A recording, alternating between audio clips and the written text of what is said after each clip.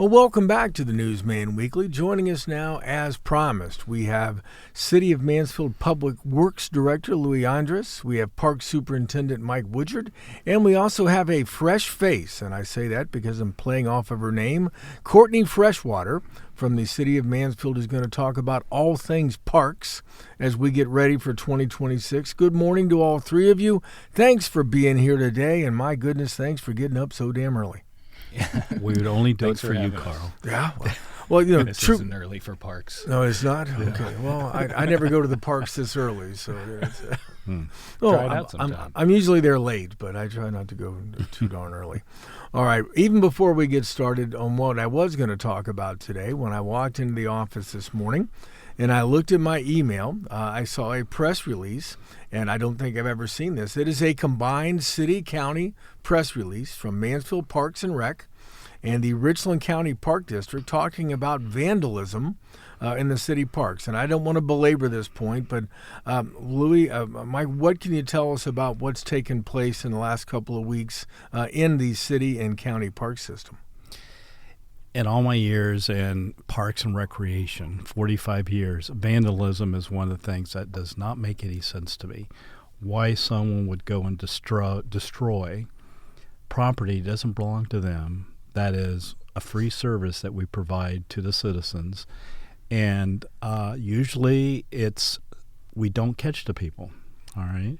A lot of times it's done in the cover of darkness. They come in and do it and they leave, and then we find it in the morning, and then our staff spends time and resources correcting something that we already did.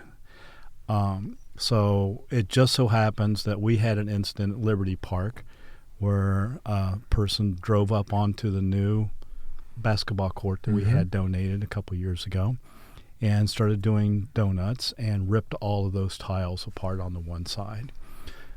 The other one was at Fleming Falls, one of the new facilities that the Park District got, and someone broke in there and tore down the cameras and let off the fire extinguisher and stuff like that. So Jordan and I kind of talked about it, and Jordan said, we should do a joint release showing that we are together in this. And I said, absolutely, this makes a lot of sense. We've had a lot of community support. I mean, if the community would not have responded, we would not have gotten the witness statements and the information that we got. So once we had that, then our law enforcement agencies, the Sheriff's Department and Mansfield Police, got all the information together, got the people. So now we just got to go through the process, the justice process, and find out what exactly is going to happen to these individuals. Yeah, I thought that was unusual because, as you said, these are not the type of things that normally people, I shouldn't say this, but oftentimes they don't get caught because they do go at night. They do go when nobody's around. These were fairly brazen acts. I know the one at Liberty Park, it was about 7 o'clock on a Tuesday evening. The weather was nice. There were lots of people in the park. There were kids playing basketball. And this guy decides to do what he did right in the middle of everything. And I know you have security cameras which recorded that. But one of the nice things is, and I don't see this often enough in communities, there were people who were very willing to tell police who it was and what he was driving and that kind of stuff. So he was actually arrested that evening before the sun came up. He was already behind bars, and last time I checked, at least last week, he still was. Yes, I guess his arraignment is this Thursday. Yeah. So we're getting together some information on like how much damage and all the information so they can make that decision. I mean, Mike, it doesn't make sense. These are public parks. These are things anybody and everybody can use. It's paid for by the public. It's public tax dollars. Any idea what would possess somebody? I mean, you've worked in Columbus as well. What would possess somebody to think, you know what, I'm going to have fun today and just destroy something that I don't own or that the public owns, for crying out loud? I mean, my guess would be attention. It's somebody that wants attention. But if you watch the video, I mean, what really stands out to me is that there's a bunch of people around having a great time together on these basketball courts right before the person decides to do this, and when we're talking about vandalism of parks, we're talking about taking away a resource from our neighbors, essentially, So that's what I don't like about it is we had a dozen kids playing basketball on a basketball court, and now they're not anymore. So I think that's what I want to focus on. Really, is like we're trying to bring those types of experiences to these parks, and we need people to take care of them. We can't keep an eye on them all the time. It's a good thing we have cameras, but I really want people to know that we're doing everything we can to try to bring them these experiences in the parks, and we can't do that if they get tore up every day. Yep. So there you go, folks. If you're in a park or around a park and you see people doing things that look suspicious or are criminal in nature, please don't hesitate to. Everybody's got a cell phone these days. Mm-hmm. So grab your phone, dial 911. There are cameras. And I know some people said, well, you need more police officers. Well, you can't have enough police officers to patrol. How many parks in the city now? Is it 22? 22 parks in the city. Mm-hmm. I mean, at one time, way back in the days, there used to be a dedicated city parks police officer. Mm-hmm. But even in those days, you can't patrol. At that time, there were 30-something parks in the city. There's no way to actively patrol all these things. So thank goodness for the public who helped the technology, the video cameras, so those folks will get to pay the price. I did talk with an attorney over the weekend, and I said, I see people suggesting that whoever, for example, the gentleman who allegedly committed the vandalism at Liberty Park, he should be forced to go out there and rebuild it. And they're like, well, under the law, you really can't. And, it's like almost slave labor. You can't do that. But certainly some time behind bars, a pretty good fine if you can come up with it. And whatever creative sentencing a judge can apply, well, it certainly seems to be the thing here. Now, before we get too far along, I do want to talk to Cortney because she's brand new, never been on the show before, so we're gonna break her in gently. But Cortney, tell us about yourself. Where are you from, and how did you end up getting the job of recreation coordinator for the City of Mansfield Parks Department? Yeah, thank you for having me. So I'm originally from Ashland, so not too far away. Mm-hmm. And I actually went to St. Pete's here in Mansfield for high school. Okay. But I've kind of always been someone to take the path less traveled. So I've kind of hopped to a few places, a few different countries. My background's in education, and that's kind of where my heart lies. I really love education, working with children, working with public. So I actually got introduced to Mike through another boss that I work with, the Land Conservancy, and he introduced me.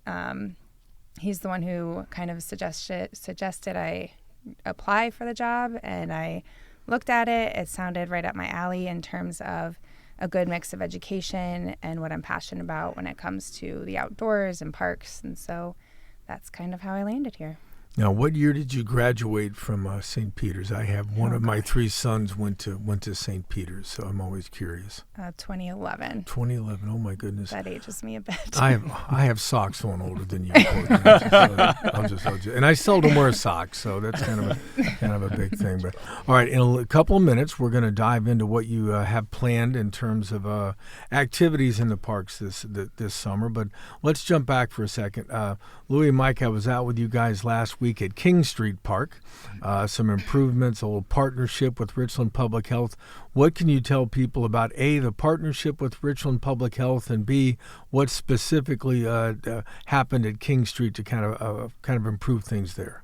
Well, I can talk about the partnership. When I first came, Julie approached me from the health department. Julie Chea, the Richland Public Health Commissioner. Yes.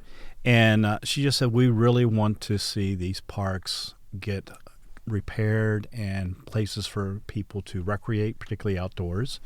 So we worked with her, and she was able to find some funding, some grant funding. And one of the first things we did was replace some of the aging equipment that we had, which be the play sets, the benches, drinking fountains, trash cans, those types of things that we all need and that you just have to have. So she's been very instrumental and still working with us. She's working with us with basketball, hoops up, the different things that we have in the parks. But it's been a really good cooperative agreement with them. We're putting in tick stations, and we're putting in exercise things along Middle Park. There's different benches there. You could do different exercises. So our idea is to get people outside and get active, and that's healthy for everybody, whether it's healthy outdoors, getting people out walking. It doesn't matter what age you are, but most of our stuff is geared for all different types of ages. So whether it be a senior citizen or a small kid, we have something in the parks, and we're partnering with the health department. Now, this whole idea of a tick station, I got to admit, I'd not seen that before. They have a tick station which includes a pair of tweezers and a small little jar. Once you pluck those little rascals, bloodsuckers, off of yourself, you drop them in there. And I think, Mike, at some point they come and collect them and test these things in some way? Yeah, that's correct. There's a partnership that the Richmond Public Health had previously set up to where they have the ability to take them away and test them. And we're putting up 16 of these tick stations around the parks department. So, with 22 parks, you're probably going to see one close to you. But this is slated to be a bad year for ticks, I guess. So if you're in the parks, you should know that those are available. And if you get a tick on you, try to participate, use the sign, and let us know what you think about them. Yeah, I remember when I was a kid, after we moved to Ohio, I was living in Southeast Ohio, and I was telling you guys this last week while we were out there, my father was a big believer in checking for ticks because we'd go out and go rabbit hunting, so we always had to pull ticks off the dogs and things like that. And every once in a while, you'd find a tick on your forearm or something like on your elbow. And my father, people don't try this at home, but his favorite idea of tick removal was to simply take his lit cigarette and bring it down to your arm and convince the tick that it should let go by burning it. Off. I'm not suggesting people do that, but use the tweezers that are made available through the Parks Department and through Richland Public Health. But yeah, ticks can be nasty things. I mean, you look down if you haven't looked, and all of a sudden this thing's like bloated. It's like, oh, what have you been doing? You got to get this thing. But it's important when you get it that you pull the whole thing off. You don't want to leave stuff behind because they carry Lyme disease and all other kinds of things. So yeah, when you get out in the woods, you get out to the parks, and you are outside enjoying yourself, please do take advantage of those tick stations. All right, let's talk about some stuff at Middle Park. You got the disc golf course getting ready to open. It was just not that long ago. Middle Park was a closed park. There was nothing there. So tell people about the things you've got going on at Middle Park these days. So, our big thing that we're working towards is the grand opening of the Hollow at Middle Park, which is our new 18-hole disc golf course. And you got Hayden all juiced up about that. Hayden is he's got don't you have he doesn't have a microphone, but he's got like a bag full of discs and stuff. Yeah. This guy's all in, Yeah. But tell us about that more. Yeah, so the course was designed by Eric Weber. He did a really good job with it. Walking in there, he walked the course with me pretty early on when I got with the city of Mansfield. And it has a lot of character to it. There's some challenging right-handed shots and left-handed shots, so it's not built for a right-handed person or a left-handed person. You have to be able to have a forehand and a backhand, or at least know how to make your way through the course without it, I guess. So it's a pretty easy, walkable course, but there's you're throwing from some interesting spots too. But we've done cleanup there recently, and really the last couple phases of work are just finding some people to help us get our tee bases set. So we've got some framing to do, and then to bring the concrete in and finish. So I do need some partners for that. If anybody in the community wants to reach out to me and let me know how they can help. We got the concrete donated by Moritz Concrete, so we're pretty much good to go as soon as we can get those tee pads set and get the tee signs in the ground. And we are still looking for sponsors for some of the tee signs as well. There you are, folks. Get involved in the disc golf course taking place at Middle Park. But even before that golf course opens, or the disc golf course opens, just being able to walk through that place. I remember several years ago when it was still closed, I went and I parked out and I walked in, and it was kind of spooky.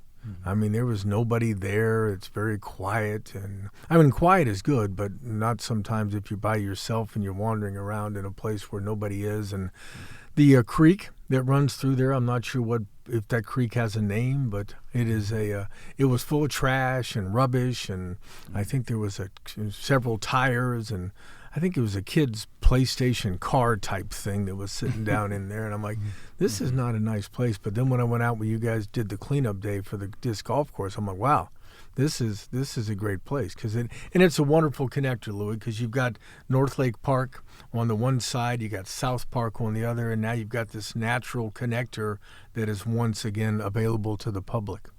Yeah, our whole goal was to provide connectors off of the main B&O trail. And since the B&O trail terminates right there at North Lake, we thought, well, it makes sense to connect North Lake all the way through the parks all the way to Maple. So we were able to get with the city engineer, Bob Bianchi, has got some grant money and stuff, and we were able to get that paved. We were able to put in the bridges because the bridges were gone.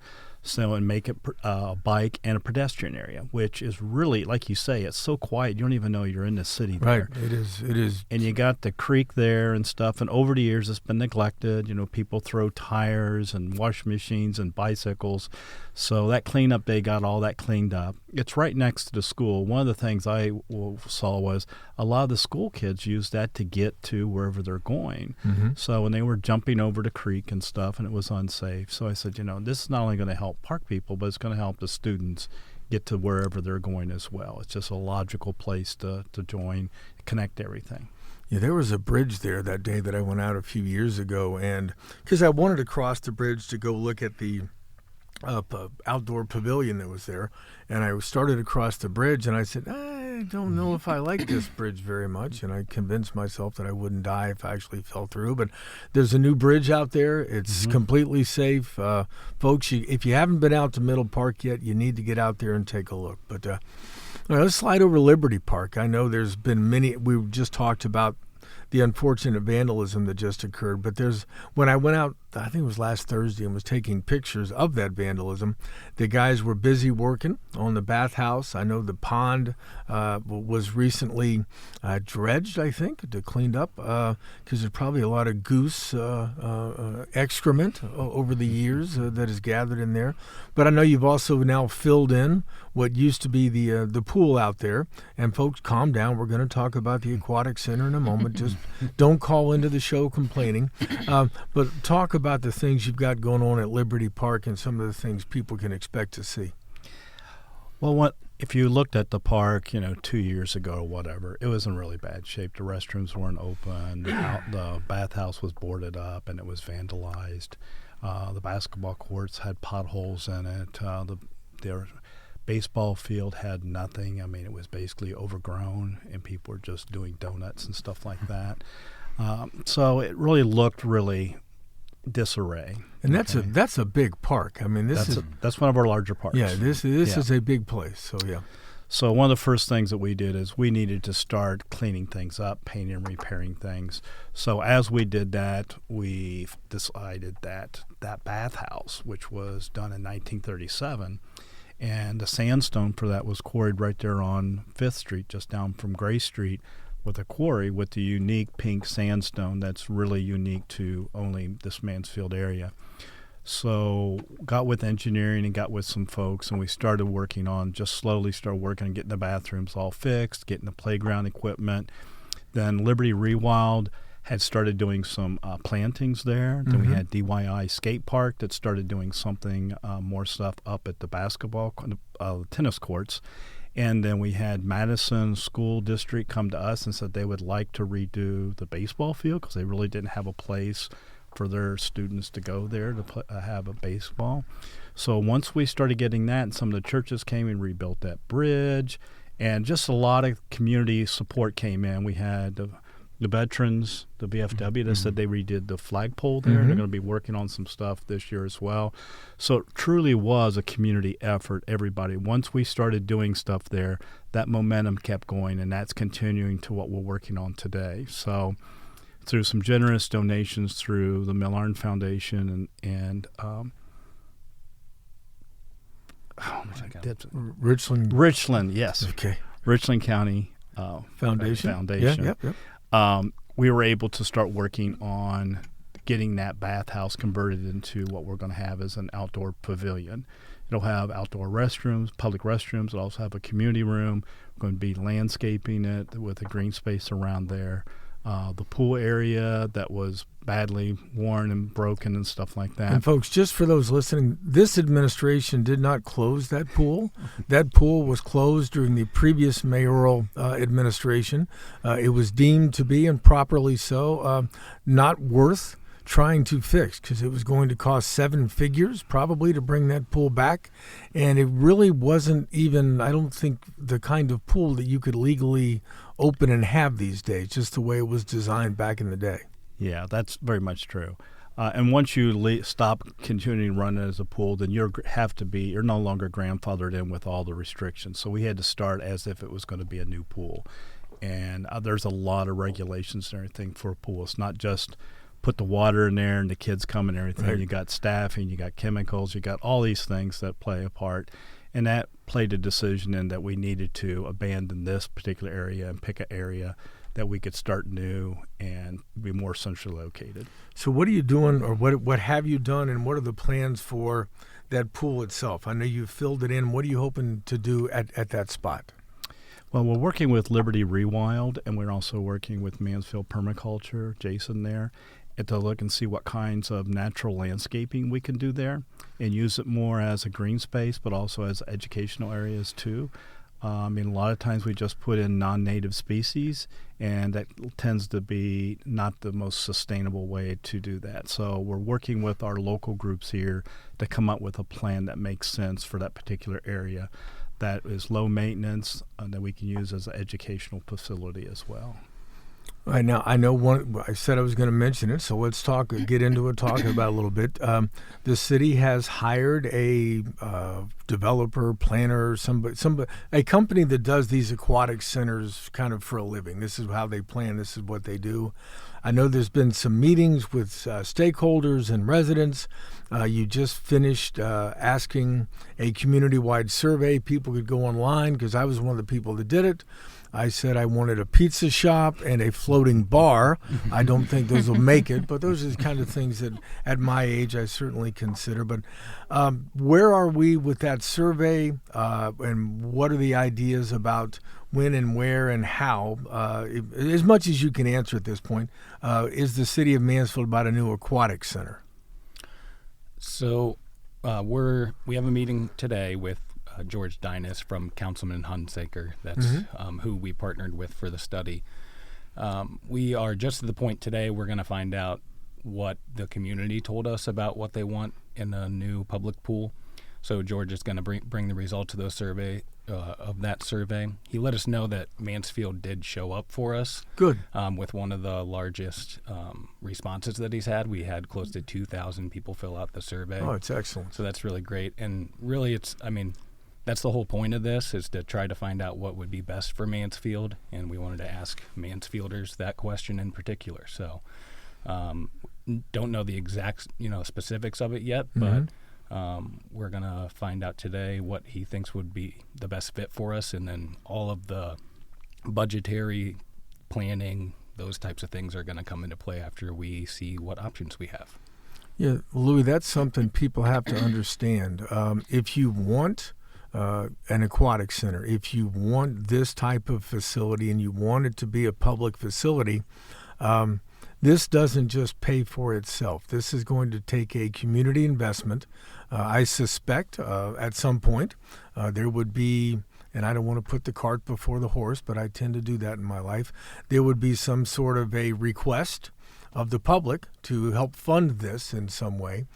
They tried that a few years ago with a levy that was not well promoted, didn't do a lot of convincing of people why they needed it, and it was rejected. So if people want this kind of aquatic center, it's going to cost money. And talk about what you think, Louis, in terms of asking people for that assistance. Well, once we get an idea of what the community needs and wants, and then we put a dollar amount there, then we have to figure out how creative. There's grants out there. There's community foundations. There's other assistance out there that we can use besides the city's tax dollars and things. So we'll have to look very creatively how we do this. We have to look at it as a facility that we're going to use year-round versus just seasonally. Are there other revenue streams that we could use, like a community center or a venue that people could rent or use to bring in some revenue? But if you look at most cities do not have all the pools they used to. They have a splash pad or something similar to that. Right. And the reason for that is it's very expensive to do a pool that on the average is anywhere from 60 to 88 days is the only time an outdoor pool could be used. Right. So if you're only doing that during the off season, it's really difficult to bring in a revenue stream that would offset the operational costs for a facility like that. Yeah, that was something I remember back when the pool at Liberty Park was still open. I remember going out there to take pictures on a really hot day, and it was very busy. But other than really hot days, in July and August especially, there was not huge attendance.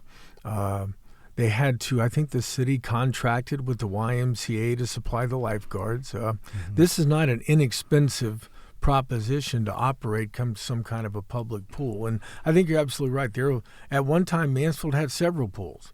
And we also used to have things like, there was a bowling alley and a roller skating rink and things like that. But things wane in popularity, and then they'll come back. And at least the bowling alley and the skating rink, those were privately owned. They were not owned or operated by the city, despite what people seem to think sometimes.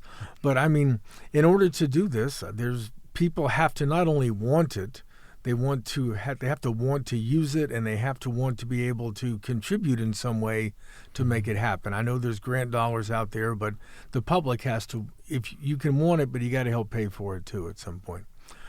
All right, let's move on. There's a cool thing coming up May 9th. It's the annual Bike-a-Palooza at North Lake Park.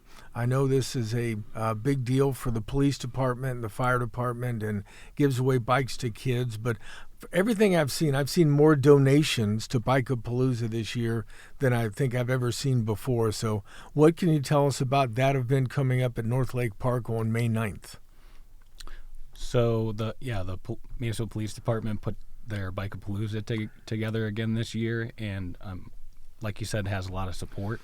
Some of the main things are they've got bike repair stations that are going to be set up. So if you have a bicycle and you're not sure exactly what you need to do to get it running again, then you can bring your bicycle. And I believe they partner with someone to just help repair some bikes and get you going on the road again. There's going to be a group ride at the end of it. And then they're going to have a couple other stations there where they can keep kids busy and help them have some fun. And then, there's going to be a bicycle giveaway. I've heard that they have dozens of bicycles to give away this year. I'm not sure the exact number right now. But, we need kids to show up if they want a bike and enter in. You're going to be put into a category with your age range, so you get the right size bike if you're entered into the drawing. And you might just not walk away, but ride away with a bicycle from North Lake Park that day. Yeah, I've covered this event over the years from time to time, and it is a big deal. I would encourage anybody, that especially if you have children, to come out to North Lake Park on May 9th. It is a wonderful event. There's all kinds of things going on, but especially bicycles. I mean, bicycles are not cheap. I mean, there's nothing cheap these days, but bicycles are not cheap, and chances are, if you come out and participate, you might leave with one of those free bikes. They have bike helmets. I know those are a big thing. I think when I was a kid, Louis, maybe you did, but we didn't wear a lot of bike helmets. I mean, we took our bikes and crashed into trees and banged our heads, and I think that's what's wrong with me today, is I rode a bicycle without a helmet far too often.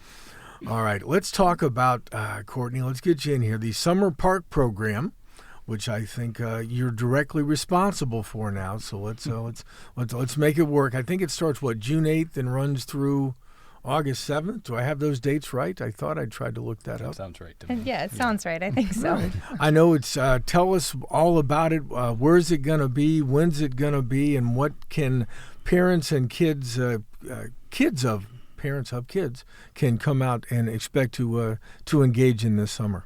Sure. So I'm kind of diving in headfirst into the planning, so I'm still in the throes of it. But it'll be a 9-week summer program. It'll be Monday, Wednesdays, and Fridays, 12 to 4 on Monday and Wednesday, and then 12 to 4:30 on Friday. And we are rotating the location of parks, and so it will be at Johns Park, North Lake, and Burton this year, which I think is a little different than the previous years. We already have a lot of partners set in stone for some programming, so the YMCA, the Richland County Park District, the Fire Department, the Arts Center, and then we're also partnering with some just local people and nonprofits to bring in some different activities like sports and martial arts and dance. So every week we'll have a different theme. Some of the themes include Water Week, Arts Week, Nature Week. There are lots of different activities planned for each week, so kids can kind of expect a lot of fun, hands-on learning, educational activities with some structure involved as well. What age kids are you looking for to participate in this summer? So this summer we will be serving kids between the ages of 8 and 13. I'm too old. Just a little. I was thinking this would be my year. Well, I know these are the kinds of things that I've done in the past, gone out and taken pictures or done stories over the years. But when it comes to one of the things I've learned over the years is if you don't have programming for kids, they tend to program you. So I think when you build these days, this is kind of a full-time gig because if you just tell kids, okay, come out from noon to 4, and you don't have 4 hours of things for them to do, it can get rambunctious in a hurry. So in addition to, I know you talked about some of the things, but how important is it for the kids to have things to do specifically during the entire event? Yeah, I mean, it helps you out a lot as a educator for sure. I mean, our plan is for it to feel like it goes by really fast for the kids when they show up, and all 4 hours or 4.5 hours are packed with things to do. So if we're not working on one activity, we're going to be walking to the other end of the park for the next one. So the first thing kids are going to do is get a lunch when they show up. So at 12 o'clock, we're gonna eat a meal together, and then we'll start the action from there. And we've got a lot of talented local program providers already that we're just trying to showcase, bring them in, let them do their thing, and kind of do what they do best, and then it's on to the next activity.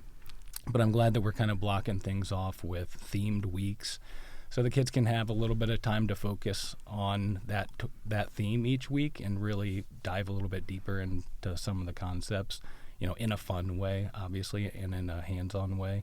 And that's what outdoor education is all about. So. Now, I know it's often been at North Lake Park. There's been things at Johns Park, but Burton Park, this is kind of a new thing for Burton Park. Explain where Burton Park is and what some of the things it has to offer. So Burton Park is known by a lot of people as Sunset Park. It's on Sunset Boulevard. One of the reasons that we chose Burton Park is just because of the facility itself. So it's got air conditioning and, a place to get away from the weather if it's not too bad. And that's the case for all 3 of these parks that we chose. So that was one reason why we chose these 3 parks in particular, but also it's a good spread from the north side of Columbus to the south side or not Columbus, I'm sorry. That's okay. But Mansfield. The north side of Mansfield to the south side of Mansfield. So we wanted to give kids across the city a little bit more an opportunity to participate in the summer program this year, whereas we were just kind of focused on one park in the past. Right. So as we're able to get these facilities up to speed, you're probably going to see Liberty come into the rotation in the future also, because we know we have a lot of kids out there that would be really interested in these programs also.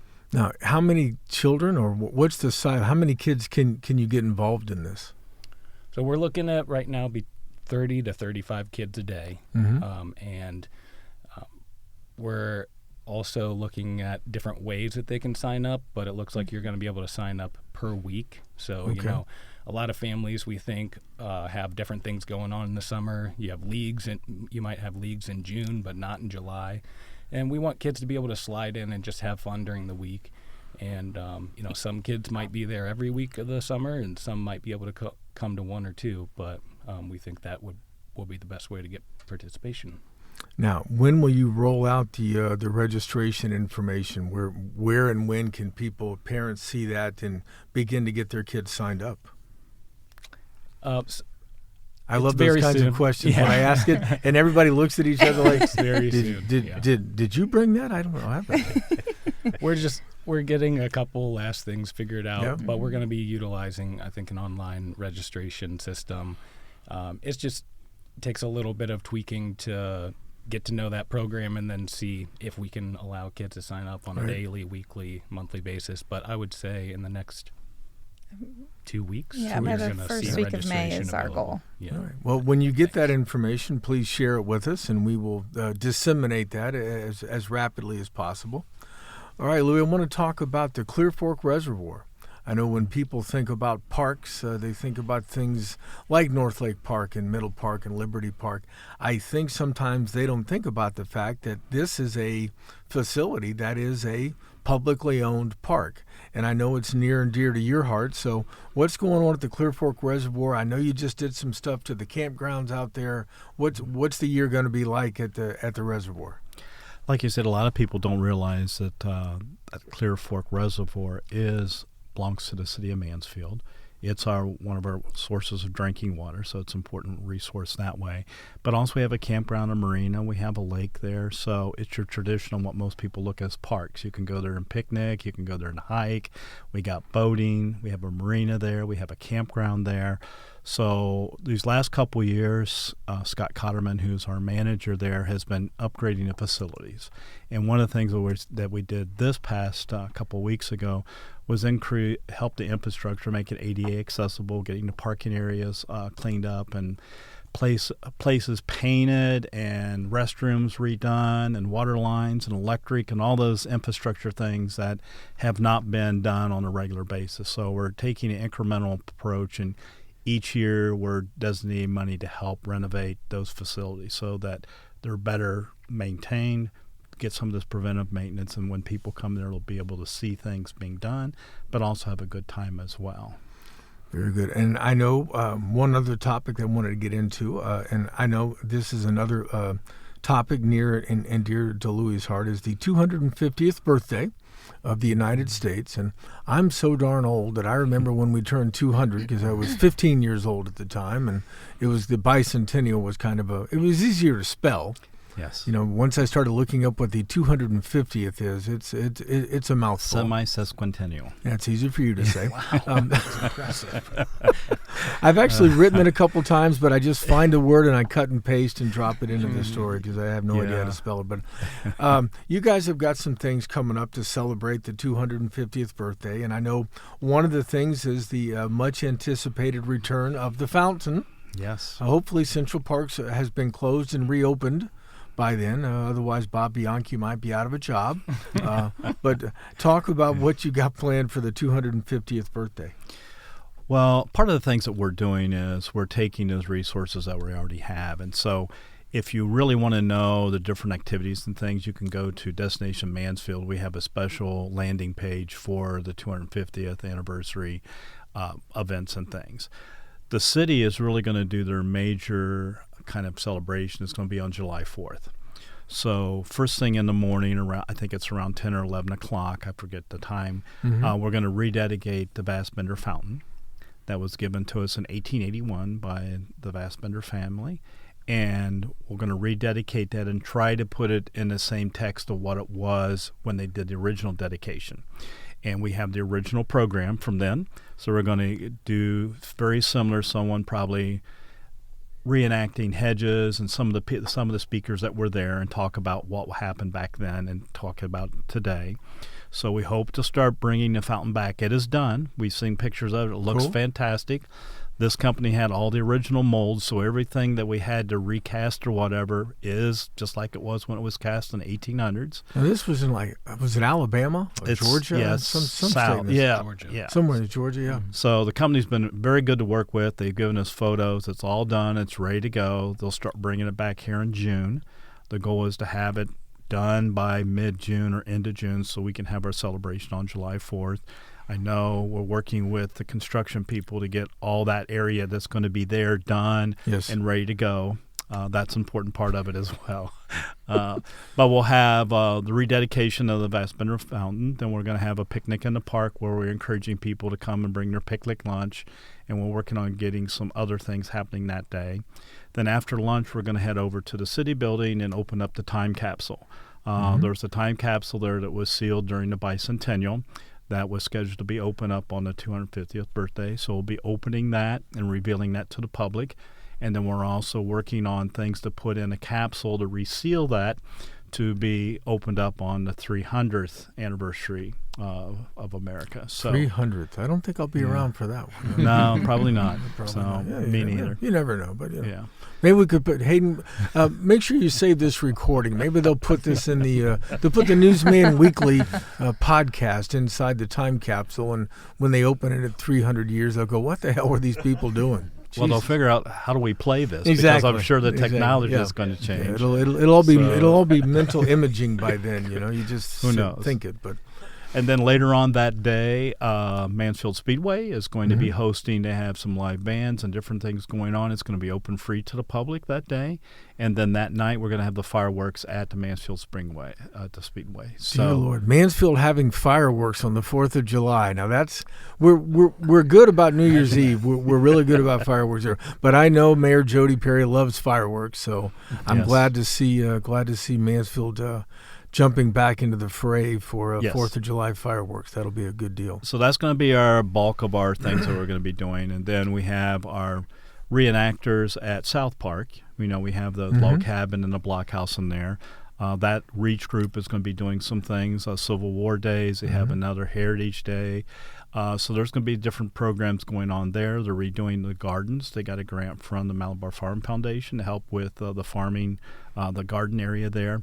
So there's going to be a lot of different things going on all summer long related to that, different entities, the library, Kingwood, all these different places are having things centered around the 250 anniversary. Well, there you go, folks. There are all kinds of things going on in Mansfield, especially in the city parks this summer.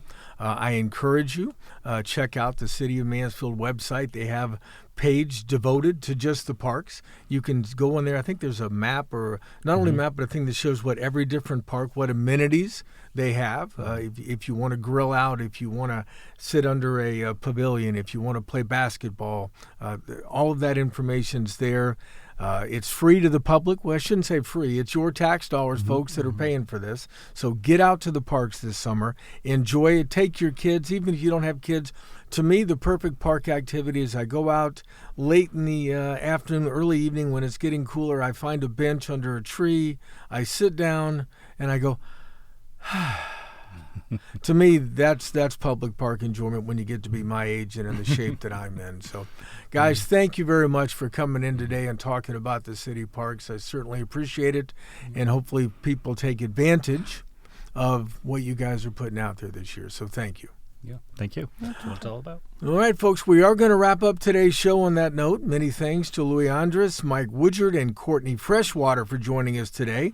But for now, thanks again to all of you for listening to the Newsman Weekly. I'll be back in a second to put a bow on this week's episode. But until then, please remember what author Mark Twain once said. If you tell the truth, you don't have to remember anything.